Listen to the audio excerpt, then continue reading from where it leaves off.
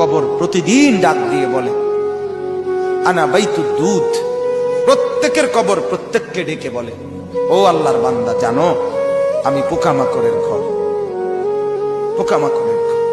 তুমি তো সেই বান্দা যে একটা মশা কানের পাশ দিয়ে উড়ে গেলে তোমার ঘুম বন্ধ হয়ে যায়, চোখ মিলে যায়। একটা মশার গুনগুন আওয়াজ সহ্য করতে পারো না। একবার কয়েল, একবার অ্যারোসোল, একবার মশারি, এরপরেও তুমি চাও যে একটা মশাও যেন আমার কানের কাছে গুনগুন না করে।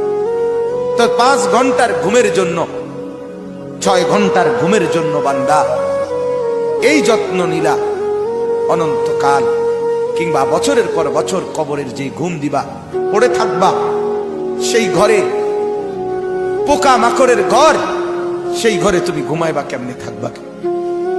আমার বাপ, আমি থাকবো কিভাবে?